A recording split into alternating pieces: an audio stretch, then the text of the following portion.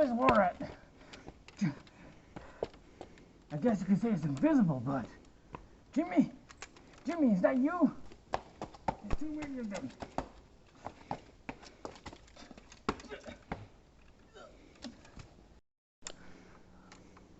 Oh my God. They killed him. And they killed him with invisible bullets. Then they're gonna kill me. No!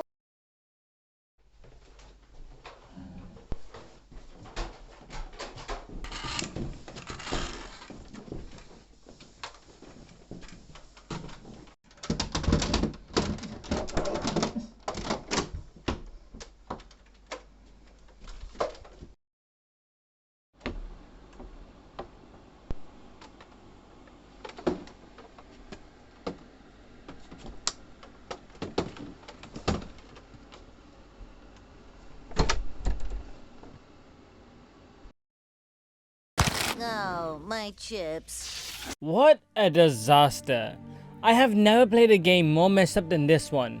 And I'm not even talking about the game's content. I mean, the technical aspects of this game is so screwed up. So to explain the issues, I'll have to talk about the development history for a bit, so here it goes. Unlike Deus Ex 1, Deus Ex 2 didn't have Warren Spector as the director. Instead, he took on a supervisory role.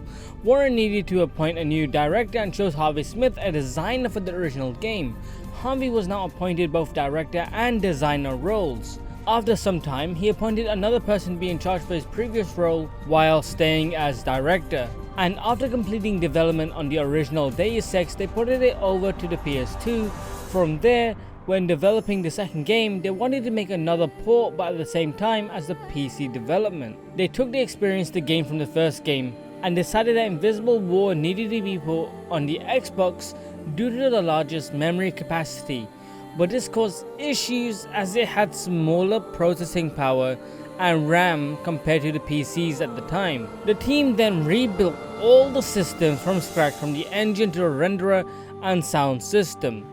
Then on 2nd December 2003, Deus Ex Invisible War released on Xbox and Windows PC with mid reception. Looking at the development of this game, there were so many issues, exclaiming how the game needed a powerful PC to run it, and even if you could, there were still issues with it. However, on the opposite end, the Xbox version was apparently smooth with little to no issues. And in my case, I thought, hey, it's the 21st century, the issues got fixed, right? But it turns out I was wrong. So wrong. 18 years later, and here I am going to play the game, but here's the issue: I couldn't figure out what was wrong with it. Every time I would play it, it would keep having new issues. And as for the issues, well, they're divided per day, as I'm unsure what days the issues came about, so the list is going to be a bit out of order. Just know that this is only a few of the issues I found and not the massive handful I had to go in and fix. Day 1, I run a game and boots up at 640 by 480. There's nowhere to change it. That's the highest it goes.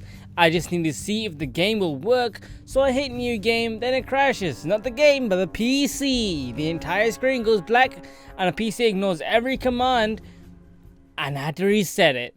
And this kept happening. To fix the 640 by 480 issue, there's a thing called Visible Tweaker. I downloaded it, changed the 640 to my monitor resolution, and voila, it's fixed. It's now full screen, but the black screen crash was still an issue. I somehow managed to fix it. I don't know what I did. Day 2. With the crash gone, I could play the game. That is until I found out the game takes forever to load. But it's fine, I just need to play it, complete it, and be done with it. So I get onto OBS, start recording the game, and then I have FPS issues. The game for some reason will go from 60 frames to 30 frames to 15 frames for no reason. I somehow fixed it, but I don't know what I did. The third day. This time the game had weird lighting issues whereby every time the character would move, the light would have a seizure and freak out. Relaunching the game didn't solve the issue either. Somehow it fixed itself, I think.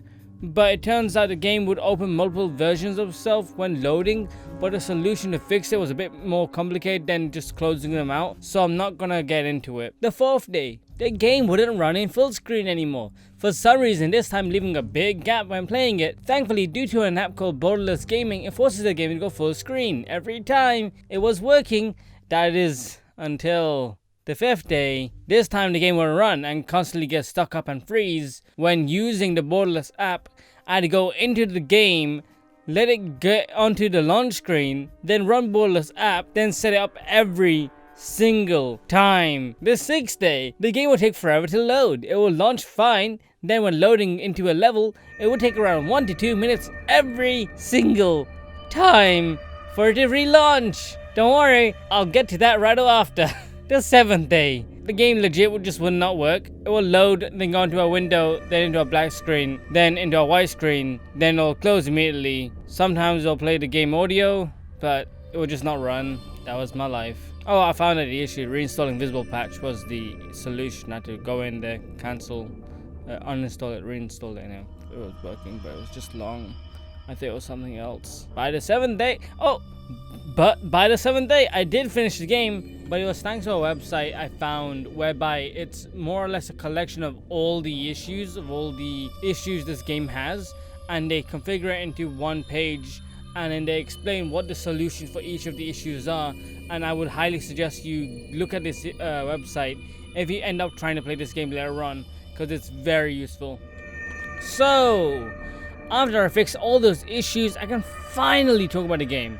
But first, do you understand the insanity of me trying to play this game?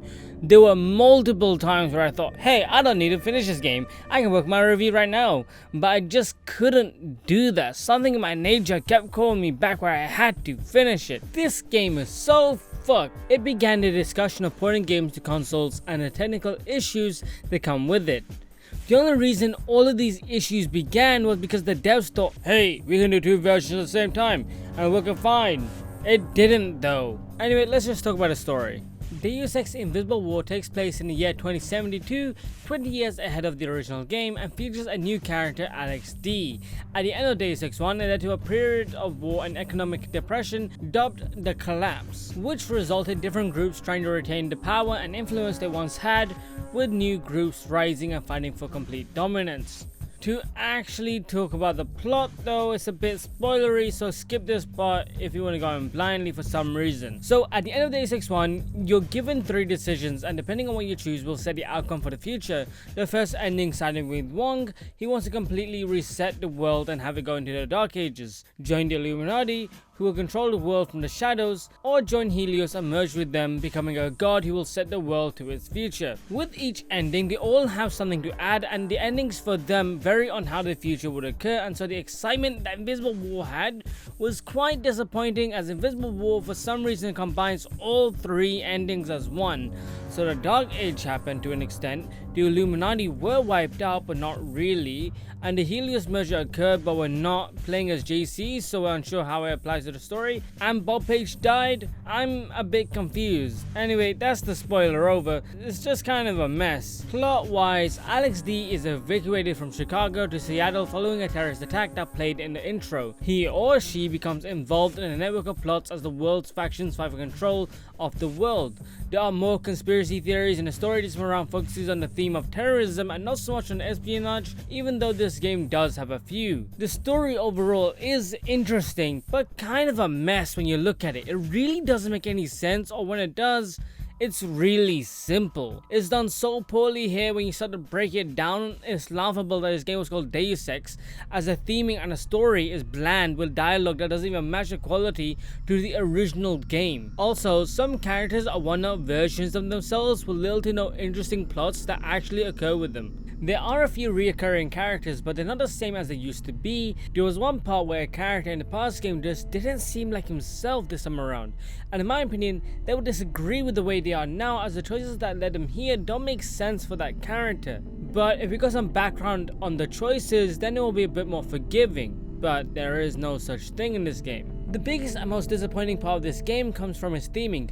The first Deus Ex had conspiracies everywhere, whereby the threads of each plot interconnected to each other, and as you continue to play the game, you will slowly begin to see the bigger picture. Whereas in Invisible War, it has a few threads and each one is weak, with the reveals of each thread being bland in its presentation. There was one moment whereby they revealed something pretty big, but the presentation on how they revealed it was so nonchalant It came off as if someone gave away your YouTube channel without thinking of the consequences. Even though the reveal was one with much anticipation, that could have led to a massive discourse of discussion. Instead, it was just thrown out there so nonchalantly. But the plot isn't the only thing that made the original Deus Ex so great. It was its cast too. I remember so many characters and the backstory and motivation, the reason to fight, and in this game I almost remember nobody. Everyone is bland and forgettable. Even one character that's somewhat likable is quite boring. I forgot his name, as I do with most of the Invisible Wars cast. Whereas in the original, I can name almost everyone. Paul, Simons, Alex, Jamie, Daedalus, Bob Page, Mandalay, Morgan. There's so many characters and they're all rich and interesting.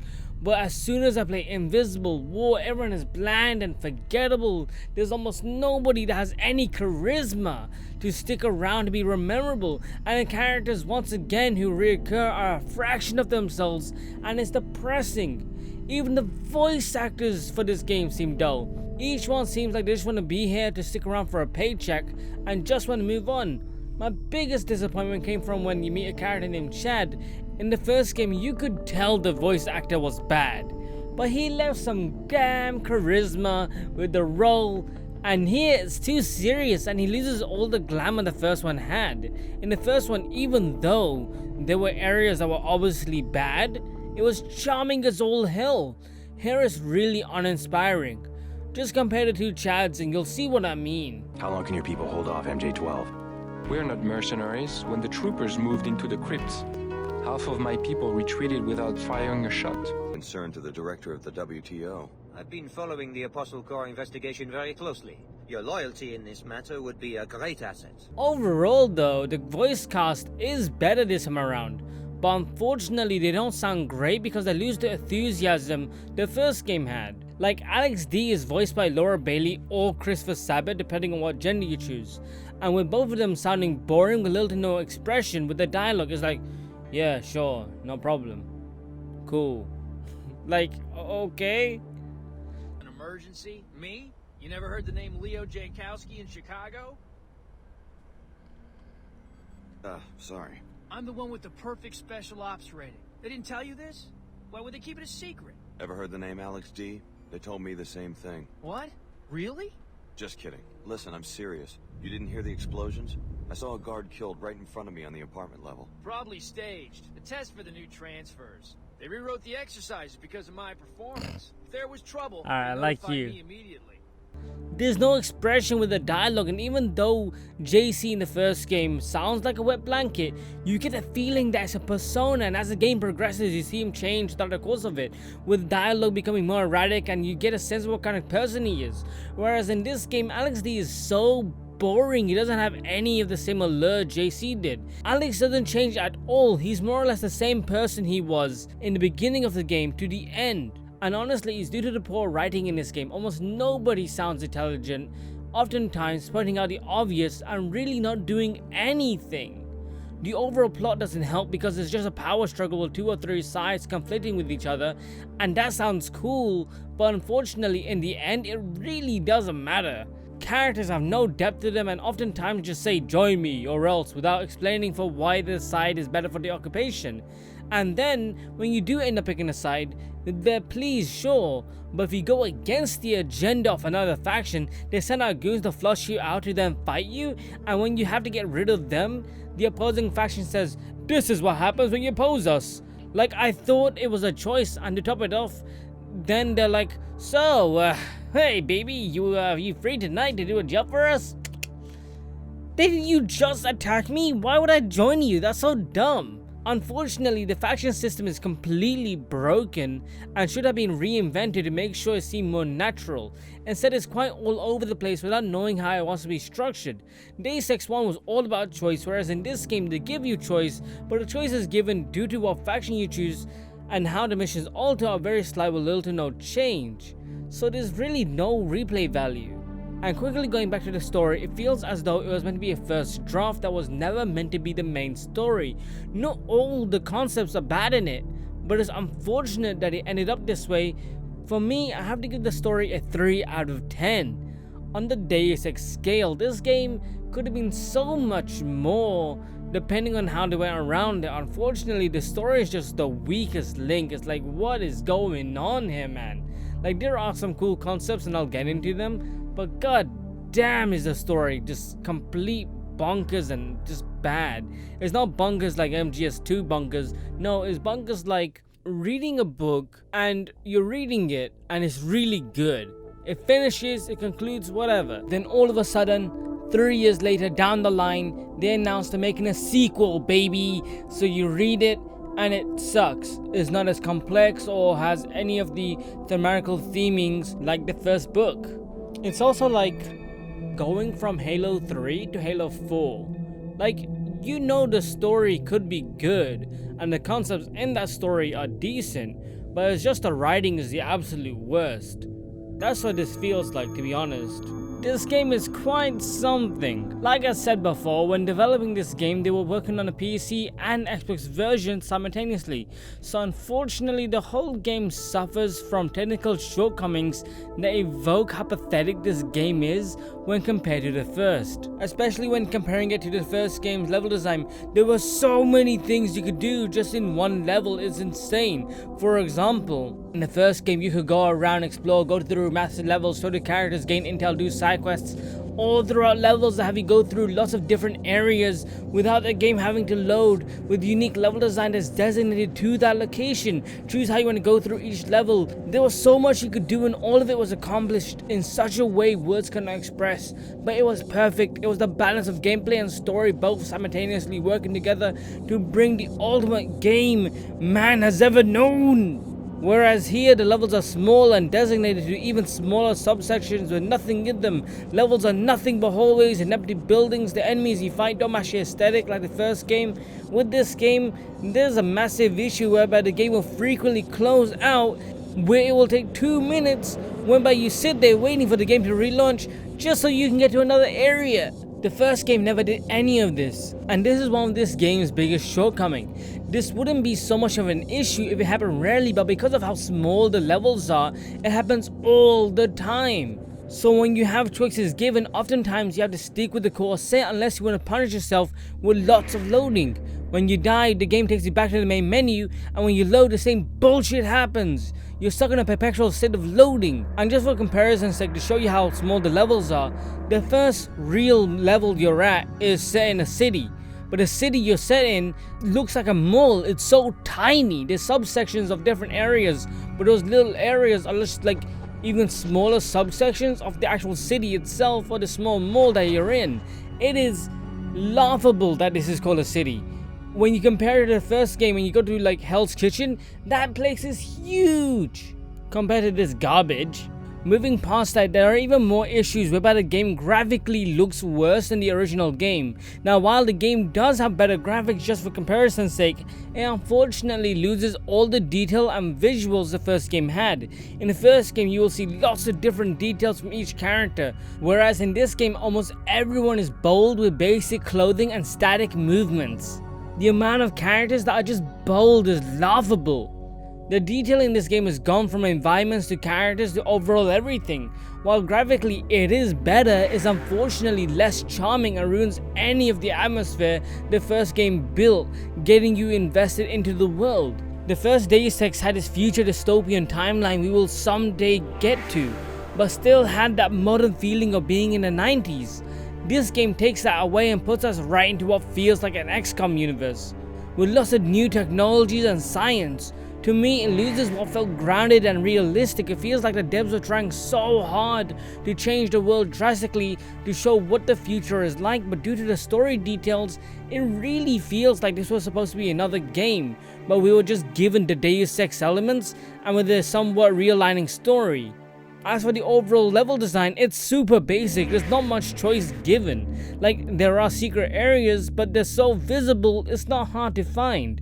The game also has little to no options for choice with how you want to get around. Everything is so accessible with no skills, which is good, but also really bad when you compare it to the first Deus Ex, since this is a sequel.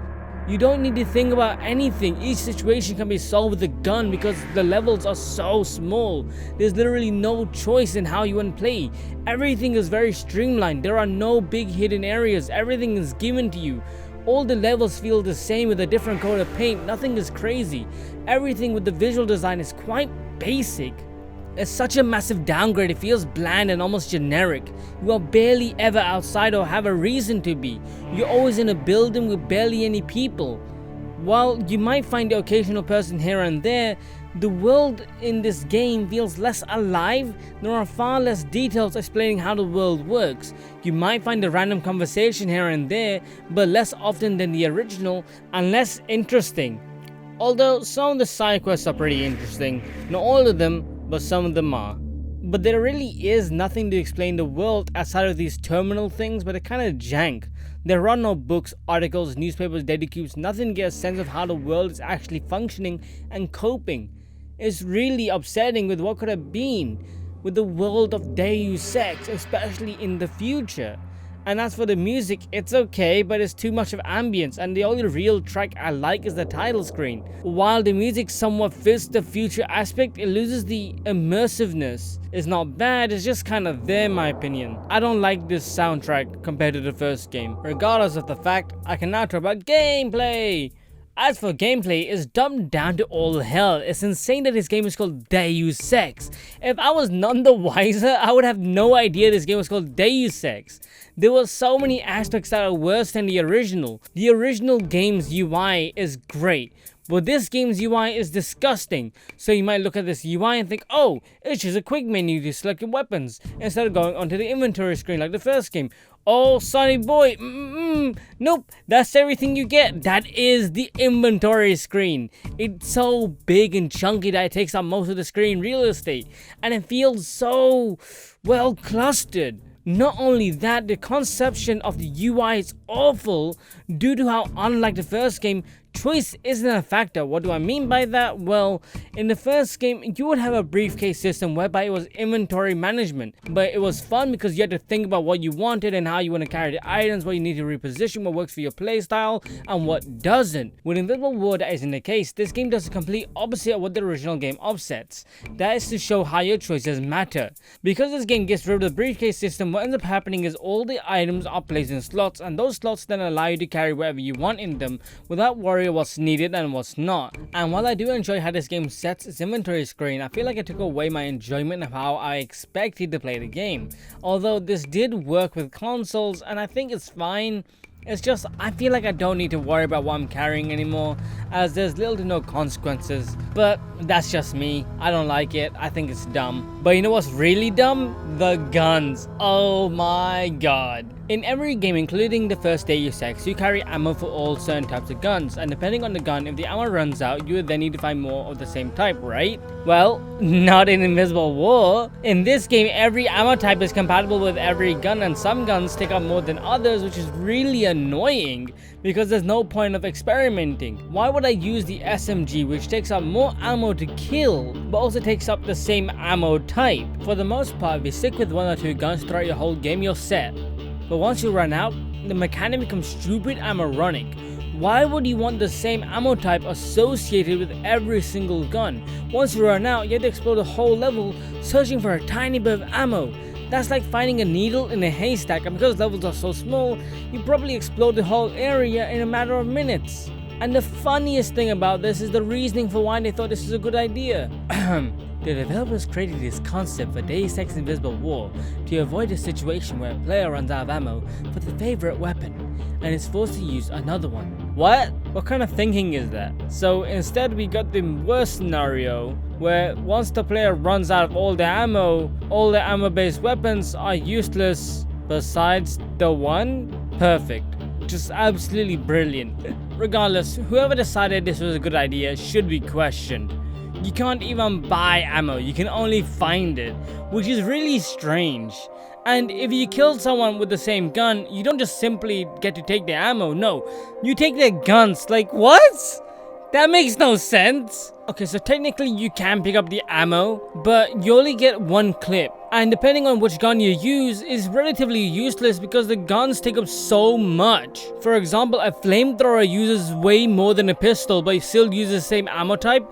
It's really dumb. So why not use the new gun instead of the old gun? Well, like the first game, you can modify your guns. But just like everything else, the modification will be simplified to all oblivion. So what's the point of an upgrade when the gun is precise enough? There's no accuracy system, no recoil, no nothing. Just fire away without worrying. Plus, you can only upgrade a gun twice. Then that's it. So what is the use of carrying another version of the same gun?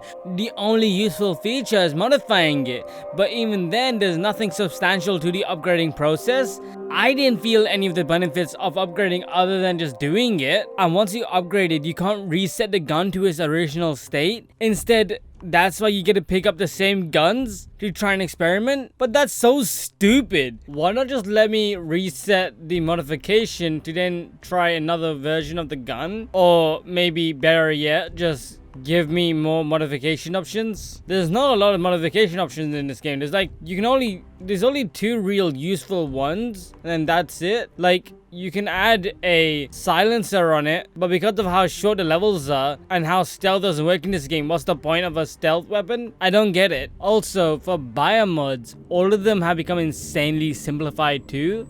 Here, the biomods use canisters that can be found throughout various levels, just like the first game. But unlike the first game, everything that's to do with the RPG elements like skills are gone, but paired with the biomods themselves, which is really annoying because the fun of the original game came from choice, and by removing that and pairing it with another system makes it less of a choice and something I only want to do if I feel like that's what's best for my playthrough without all the choice the first game gave. The only cool feature biomods have is when you get to swap them around and see what works best for you throughout the same level and without having to go back to a previous load state. But what isn't cool is how to access some biomods. So in this game, some biomods are better than others, and to access them, you need a black market canister. That can only be found from the OMR, and in most cases, these are harder to come by, but that's not the issue. The issue comes from while you can upgrade a biomod 3 times to completely max it out, if you switch it out and then come back to it, it's then reset to 0, whereby you will then have to upgrade it all over again, and to me, that's really annoying. Because then it questions why would he ever want to change it. At the very least, let the upgrades remain, but you would then need to spend a spare biomod to access it again. To completely reset it removes the option of experimentation, all while having to suffer through the black screen of death, where you watch your soul grate away one by one. Your eyes now become bloodshot, and your mind nothing but invisible thoughts. Overall, biomods are relatively useless as the physics and AI are broken and dumb, like the biomod for strength. Due to broken physics, you can push a giant crate all the way without any upgrades, and enemies are so dumb that blasting your way throughout levels are easy, cause the AI quickly forget where you are. Also, stealth in this game is relatively pointless as the devs just got rid of one-hit knockouts, and while in the original game the stealth was broken, it was at the very least an option for players to use. Here, not so much. You can hit someone at the back of the head anytime, anywhere, and they will just turn around with no issues. But I should mention that the melee this time around is far better as it's faster and hits harder, so taking out people is more useful, which is strange because every other melee weapon is worse in this game other than the baton, which is the polar opposite to the original game. Strange. Although, if I'm gonna be honest, some biomods are really cool, like the bot domination. So with bot domination, you can go up to any bot in the game and just control it and then have that bot kill anyone you want. It's even better when you get to control these like giant mechanic machines, like these giant robots. It's so much fun. Or even cloak. So even though stealth is pointless, it's nice to know you have a choice regardless. But in the end, at least this to me shows the devs were still creative with the ideas. It's just unfortunate is part of a game that's just sort of mediocre. There are a few cool details that this game has that the original didn't. The most obvious is how enemies now react to bodies and how they will call in reinforcements, notice disturbances, searching environments, Overall, the AI is much better in this game, but they're just dumb as rocks, more so than the previous game. All in all, and this is the conclusion, that's all I have. This game didn't exactly blow me away to any extent. For the most part, it's not a bad game, it's a bad Deus Ex game. It has nothing going for it. Take away the Deus Ex name and it's an average game at best. It's not bad, it's not as good as it could be. Environments are for the most part just hallways, levels are small, the dialogue boring, some concepts are really cool like hologram police station thing, whereby she's obviously a government surveillance device while also being a pop star, and that's something I believe that can exist in the far future. Or the Omar. I think both those concepts are really cool and I wish they were more fleshed out. It's just, a lot of the concepts for this game are interesting but executed so poorly, which doesn't help as the development for this game and the game itself was a giant clusterfuck of problems, not just now but also back then. I firmly believe if they changed the name from this game being Deus Ex to something else, or while changing some of the characters and aspects of the story, then this game would have been perfectly fine with average reviews at best. Overall, this brings me to the score for the gameplay. This game's getting a 5 out of 10. It's not bad, it's just kind of forgettable when compared to the original. Now, I understand, to go up against such a goat of a game the original was is a huge undertaking, and it would seem unbelievable, but most players, I firmly believe, knew that already. Nobody expected the sequel to be as good or even better than the original, but instead we wanted something to be close enough. Sure, the story could never be as good, but the gameplay could have been. Like, for example, the choice of action in this game is now gone. The only action choices you get are parts where the game really want you to get them in the most obvious ways. Whereas in the first game, it was a lot of speculation where you had to think, oh, is this something I can do now? Or is that something I can do now? It was really something where you had to think about. This game is just like, you can do an action now and it'll affect the story later on. But in the original, it was like, maybe you can attack her? I don't know, up to you. It was like really cool. Overall, Invisible War felt like it needed to reinvent the wheel to the point where it forgot how it got here, and it ends up being a different game in the end. Not a bad game, just kind of there. In any case, I've been the Trash Boat. I guess, oh yeah, no, my name's not Trash Boat anymore. My name's Trash Boat King of Filth, because I had to change my name, because I didn't even recently find out, but there's a band called Trash Boat. Never heard the music, but they seem to be the first thing when you search them up. I hope I become King of Filth when you first search them up. I also learned that they found the same name the same way I did. Regular show. I don't know. I'm just rambling at this point. Anyway, take care and see ya.